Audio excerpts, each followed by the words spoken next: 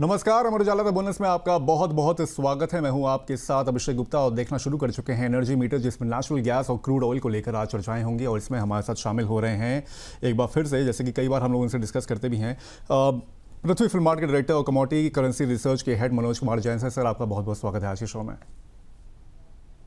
चलिए चर्चा शुरू करें। इसके बाद पहले देख लेते हैं कि जो भाव है आपके अभी क्रूड ऑयल और नेचुरल गैस की यहाँ पर कैसे कैसे अभी ट्रेड होता हुआ दिख रहा है इंटरनेशनल मार्केट में और यहाँ पर डोमेस्टिक मार्केट में। तो क्रूड ऑयल की अगर बात करें तो इंटरनेशनल मार्केट में करीब करीब ये $102 पे आ गया है। इसमें हल्की सी यहाँ पर बढ़त देखने को मिली है। वही WTI की बात करें, जैसे कि आप देख रहे हैं कि $102 पे ये ट्रेड हो रहा है। ब्रेंट की बात करें तो $114 पे ये ट्रेड होता हुआ दिख रहा है। हालांकि फ्लैट है, बहुत ज़्यादा इसमें बढ़ोतरी देखने को नहीं मिली है, लेकिन अगर देखा जाए तो 116 के आसपास ये थर्सडे और फ्राइडे को ट्रेड होता हुआ दिख रहा था, लेकिन उसी रेंज में यहाँ पर अभी ये ट्रेड होता हुआ दिख रहा है। वहीं अगर नेचुरल गैस की अगर बात करें तो ये करीब $2.84 के आसपास इंटरनेशनल मार्केट में ट्रेड होता हुआ दिख रहा है। वहीं अगर डोमेस्टिक मार्केट की अगर यहाँ पर बात करें तो उसमें भी यहाँ पर ठीक ठाक यहाँ पर बढ़ोतरी देखने को मिली है। यहाँ पर नेचुरल गैस देखो तो 271.90 के आसपास यहाँ पर ट्रेड होता हुआ दिख रहा है। करीब करीब 2-2.5% की यहाँ पर बढ़ोतरी देखने को मिली है। सर, कैसे देख रहे हैं इन दोनों कमोडिटीज को, अभी क्रूड ऑयल और नेचुरल गैस को? देखिए, यहाँ पे क्रूड ऑयल में ब्रॉडली जो ट्रेंड है वो पॉजिटिव है। हम देख रहे हैं कि जो यूएस ईरान कॉन्फ्लिक्ट है वो लगातार यहाँ पे कमोडिटी को सपोर्ट कर रहे हैं। यहाँ पे कुछ हमने जो करेक्शन है वो होते हुए देखे थे पिछले सप्ताह, जब ईरान ने यूएस को वहां पे पीस डील के लिए जो अपना प्रपोजल सौंपा था। हालांकि यूएस ने उसके ऊपर कोई सहमति नहीं जताई और वहां पे यूएस प्रेसिडेंट की तरफ से उसके ऊपर विचार करने की बात कही गई है। तो जब तक यहाँ पे कॉन्फ्लिक्ट सेटल नहीं होते हैं तब तक कच्चे तेल की कीमतों में मजबूती बनी रहेगी। और इवन यहाँ पे कॉन्फ्लिक्ट सेटल होने के बाद भी कीमतों में बड़े समय तक जो है यहाँ पे कीमतें एक सपोर्ट लेवल को होल्ड करती हुई नजर आ सकती है, क्योंकि जो उत्पादन का लॉस हुआ है वो निश्चित रूप से कीमतों के लिए सपोर्टिव रहेगा। तो अभी ट्रेंड यहाँ पे ओवरऑल पॉजिटिव ही है। हमारा मानना है कि $90 WTI के लिए एक स्ट्रॉन्ग बेस रहेगा और ऊपर में 110, 114 का जो रेंज है वो एक रेजिस्टेंस जोन रहेगा। तो अगर यहाँ पे डिप्स आते हैं तो कच्चे तेल में अभी भी बाय की ही रणनीति बना करके चलना चाहिए। वॉलेटिलिटी को देखते हुए बेहतर होगा कि ऑप्शन के जरिए यहाँ रणनीति बनाई जाए। मई का जो 10,000 की कॉल ऑप्शन है वहां पे बाइंग की जा सकती है डिप्स में। जो बाइंग के लेवल्स रहेंगे वो 350 के रहेंगे। स्टॉप लॉस 210 का रखना है। लक्ष्य 600 तक के रखे जा सकते हैं। ट्रेंड अभी भी यहाँ पे कच्चे तेल का ओवरऑल बुलिश है और रणनीति वो बाय ऑन डिप्स की रखना चाहिए। तो क्रूड ऑयल के लिए यहाँ पर टारगेट्स दिए गए हैं। मई कॉन्ट्रैक्ट 350 रुपीज़ के लिए यहाँ पर टारगेट हैं ₹600 के, और स्टॉप लॉस यहाँ पर ₹210 का यहाँ पर मेंटेन रख के चलना है। कच्चे तेल के एक बार फंडामेंटल्स भी यहाँ पर देख लेते हैं क्या क्या चल रहा है अभी मार्केट में। ओपेक प्लस ने कच्चे तेल के उत्पादों में बढ़ोतरी की यहाँ पर एक तरह से ऐलान किया है, यानी कि प्रोडक्शन जो होगा वो यहाँ पर बढ़ाएंगे।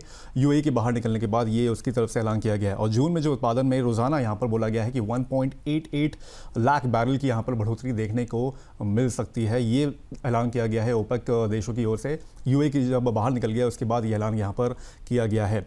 वहीं अगर देखा जाए पिछले महीने घोषित रोजाना जो उत्पादन था वहाँ पर 2.06 लाख बैरल से ये थोड़ा सा कम यहाँ पर बोला गया है। जो अभी यहाँ पर घोषणा की गई है 1.88 लाख बैरल की। वहीं पिछले हफ्ते यूएई के अलग होने के बाद ओपेक प्लस की यह पहली बैठक थी, जिसके बाद यहाँ पर यह ऐलान किया गया है। ईरान संघर्ष की वजह से मध्य पूर्व के काफ़ी हद तक ठप पड़ा है तेल का निर्यात, यहाँ पर यह भी देखा जा रहा है, जिसकी वजह से ये बैठक की गई थी। और क्रूड की कीमतों में मजबूती से महंगाई बढ़ने की भी यहाँ पर आशंका जो है वो यहाँ पर जताई जा रही है। और क्रूड कीमतों में तेजी की वजह से वैश्विक आर्थिक मंदी को लेकर भी यहाँ पर चिंताएं जो हैं वो यहाँ पर बढ़ गई हैं। सर, क्या लग रहा है कि जब ये बैठक अभी की गई है, यूएई जब बाहर यहाँ से हो गया है, तो ओपेक की ओर से जो यहाँ पर ऐलान किए गए हैं उसको कैसे देख रहे हैं, उसका इम्पैक्ट क्या देख रहे हैं आप क्रूड पे? देखिए, जो उत्पादन का लॉस हुआ है और जो सप्लाई स्क्वीज है उसको देखते हुए ओपेक की तरफ से यहाँ पे उत्पादन बढ़ाने के जो संकेत है वो अभी कीमतों को कोई बड़े रूप में इम्पैक्ट नहीं कर पाएंगे। और हमारा मानना है कि ये जो न्यूज है मार्केट ग्रेजुअली डिस्काउंट करता हुआ नजर आएगा। तो बहुत ज्यादा इम्पैक्ट इसका प्राइस के ऊपर पड़ता हुआ नजर नहीं आएगा। कीमतों के ऊपर यहाँ पे इम्पैक्ट जब ही देखने को मिलेगा जब यूएस और ईरान के जो कॉन्फ्लिक्ट्स है वो पूरी तरह से सेटल हो जाए और जो स्ट्रेट ऑफ हॉर्मुज है वहां से ऑपरेशनल नॉर्मलाइज हो जाए। जब तक स्ट्रेट ऑफ हॉर्मुज से ऑपरेशन जो है नॉर्मलाइज नहीं होते हैं तब तक कच्चे तेल की कीमतों में बड़ी गिरावट की संभावना नजर नहीं आती है। तो डिस्पाइट के यहाँ पे ओपेक की तरफ से उत्पादन में बढ़ोतरी की बात कही जा रही है, वो जो ओवरऑल यहाँ पे प्रोडक्शन लॉस हुआ है उसके सामने नाकाफी है और उससे बहुत ज्यादा इम्पैक्ट कीमतों के ऊपर पड़ता हुआ नजर नहीं आएगा। सर यूएस की ओर से जो ऐलान किया गया है कि वहाँ पर वो फ्रीडम का नाम उसने यहाँ पर दे दिया है, जो इनका प्लान लागू किया जाता है, तो उसको लेकर सर क्या लग रहा है कि अब वो थोड़ा सा और ज़्यादा एग्रेसिव होकर यहाँ पर अब पूरी तरह से तलवार निकाल कर यहाँ पर लग गया है कि अब अगर आप नहीं मानोगे तो हम अपना ही एक मुहिम यहाँ पर चलाएंगे, उसके बाद यहाँ पर हम लोग अब तेल जो जहाज़ है यहाँ पर उसको हम लोग यहाँ पर आज़ाद करेंगे और उसमें कोई भी दखल देगा तो फिर उसमें हम उनके ऊपर भी हमला करेंगे। सर उस बयानबाजी को सर कैसे देख रहे हैं अभी, इन केस अगर ये वाकई में अगर ऐसा हो गया आगे चल के तो क्या इम्पैक्ट लग रहा है आपको? ये एक प्रेशर टैक्टिक्स है यूएस का कि ईरान को वहां पे कैसे भी करके जो है वो पीस डील के लिए राजी किया जाए, और उसी के चलते हम देख रहे हैं कि बार बार जो है यूएस के प्रेसिडेंट वहां पे एग्रेसिव जो है अपने बयान जारी कर रहे हैं। लेकिन मुझे नहीं लगता कि वहां पे यूएस जो है फिर से वहां पे अटैक की जो रणनीति है वो ईरान के ऊपर बनाएगा, क्योंकि इवन यूएस में भी वहां पे जो उनकी ही पार्टी के काफी सारे जो सांसद है वो नहीं चाहते हैं कि इस वॉर को ज्यादा लंबे समय तक जारी रखा जाए। ग्लोबल एनर्जी सिक्योरिटी के ऊपर एक बड़ा क्वेश्चन मार्क लगा हुआ है और इन्फ्लेशन की चिंताएं वहां पे लगातार बनी हुई है, तो उसके चलते भी वहां पे यूएस के ऊपर प्रेशर है कि इस कॉन्फ्लिक्ट को जल्द सेटल किया जाए। तो मुझे नहीं लगता कि वहां पे इन बयानों के बावजूद यूएस जो है फिर से वहां नए सिरे से एक अटैक की प्लानिंग करेगा ईरान के ऊपर। कुछ न कुछ यहाँ पे वे आउट जो है जल्द निकलने की संभावनाएं बनेगी, और जिस तरह से यहाँ पे जो पीस डील को लेकर के जो हम कह सकते हैं कि जो रणनीति साझा की जा रही है, तो ग्रेजुअली वहां पे जो है उन पॉइंट्स के ऊपर सहमति बनती हुई नजर आएगी, और हो सकता है कि हम मई आखिर तक या मिड जून तक यहाँ पे इस जो है कॉन्फ्लिक्ट को सेटल होते हुए देखें। कॉन्फ्लिक्ट को सेटल होते हुए देख सकते हैं आगे चल के, हालांकि देखना पड़ेगा क्योंकि अभी बयानबाजी ज़्यादा हो रही है और इसकी वजह से जो पूरी सप्लाई है स्टेट ऑफ हॉर्मुज़ पे वो यहाँ पर फंसी हुई है। सर नेचुरल गैस को लेकर क्या लग रहा है भाई, क्या आउटलुक लग रहा है उसका आपको? नेचुरल गैस में हम देख रहे हैं कि यहाँ पे कीमतें काफी समय तक ऊपरी लेवल्स पर रजिस्ट कर रही थी, लेकिन 2.80 का जो लेवल है वो नेचुरल गैस ने इंटरनेशनल मार्केट में पार किया है, और इनफैक्ट भारतीय बाजारों में भी जो 255 के स्तर थे उसके ऊपर हमने गत सप्ताह जो है वीकली क्लोजिंग आते हुए देखी, तो ट्रेंड यहाँ पे थोड़ा सा पॉजिटिव होता हुआ दिख रहा है, और हमारा मानना है कि ये जो बढ़त है ये यहाँ कायम रह सकती है, और इवन कीमतें एक बार 285-300 तक के स्तर तक भी जा सकती है। थोड़ा डीप आता है तो बाय करना चाहिए, जो नेचुरल गैस का मे कॉन्ट्रैक्ट है 267 के स्तर पे बाय किया जा सकता है। स्टॉप लॉस वहां पे 261 का रखना चाहिए, और लक्ष्य यहाँ पे जो है 278 तक के रखे जा सकते हैं। तो नेचुरल गैस में डिप्स में बाय करने की सलाह है। सर नेचुरल गैस में नीचे में क्या लेवल दिख रहे हैं आपको अभी इसमें?